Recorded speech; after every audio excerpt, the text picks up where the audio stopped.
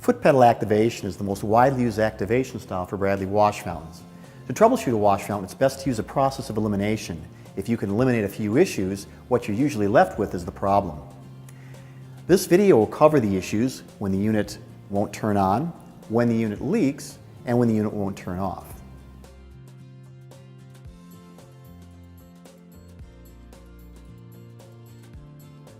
The first step, and this is going to seem like a no-brainer, is to ensure that the water supply is actually turned on.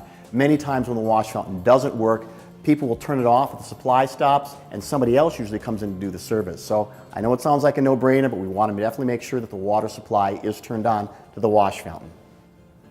When you're not getting water to the wash fountain, there are generally three areas to look at. One of them includes the operating lever and foot pedal linkage system. The second one includes the foot valve, and the third is the thermostatic mixing valve assembly.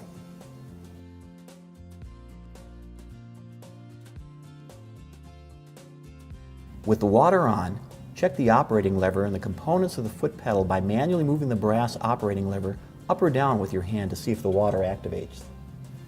If it does, you know the foot pedal is operating properly and you can cross this off the list. Next, step on the foot pedal to see if the valve opens and closes properly. This will tell you if the linkage system is intact and properly activating the brass operating lever as it should. If it works, you can move the path number 2. If it doesn't, there are 3 things to check. First, check that each of the springs and components of the inside foot levers are not damaged or broken. Second, check the operating cross in the middle and make sure screws are tight and it's installed correctly. And third, check the operating rod assembly. It's factory preset in the right position, but it may need to be adjusted. Make sure there is not too much slack from the operating rod that prevents it from engaging the brass lever.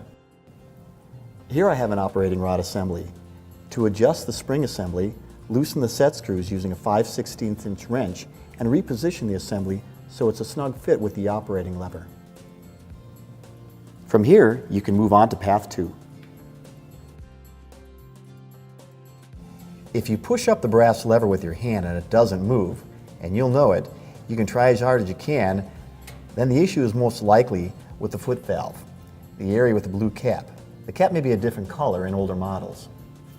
Turn the water off at the check stops, then unscrew the cap and take out the spring and plunger assembly. You may need a bucket to collect the water that spills out. In most cases, the issue is with the yellow plunger. The tiny hole in the plunger can get plugged up with grease or debris.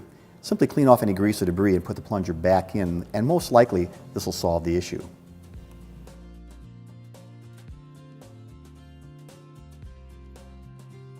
The third and final path to check is the thermostatic mixing valve or manual mixing valve.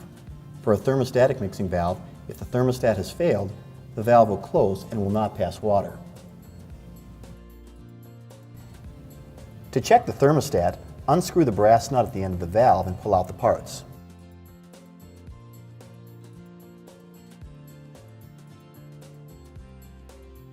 Reinstall the cap with those parts removed. Now it's not a thermostatic valve anymore, it's simply a T that lets water pass through. You have no control over temperature.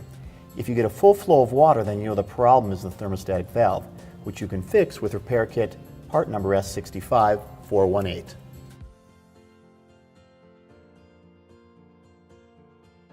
If the wash fountain has a manual mixing valve, it'll look like this. Remove the bonnet nut, clean the parts inside, and if the parts are broken, fix it with repair kit S45197.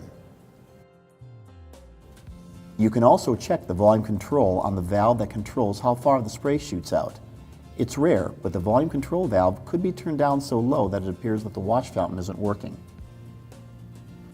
A final note to check is the spray heads themselves. Most spray heads are designed to flex as water comes out, and that's supposed to break off any mineral deposits that build up. It doesn't always happen. If you see a lot of mineral buildup, clean it off with a quarter, a rag, or a piece of Scotch-Brite. By going down these 3 paths, you should be able to troubleshoot the wash fountain that does not provide water.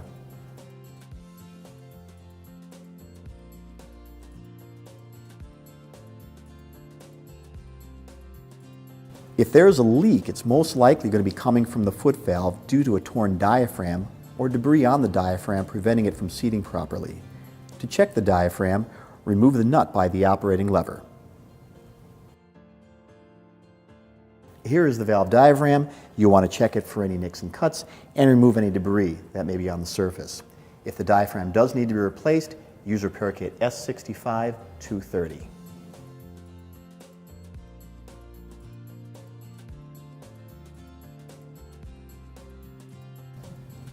Now if the water doesn't shut off, first look at the foot valve linkage system to see if it's out of adjustment, stuck, or if there's something just physically pushing up on the rod and activating the operating lever. If it's not, check the operating lever and manually open and close it to see if there's something inside the valve preventing the yellow plunger from turning it off. It could be a rock or a piece of debris washed up in there, and by manually operating it, you can break it loose and then it'll work. If the unit is still running, make sure you turn the water off and check the valve. Remove the cap and take out the parts and check the condition of the seat inside the valve.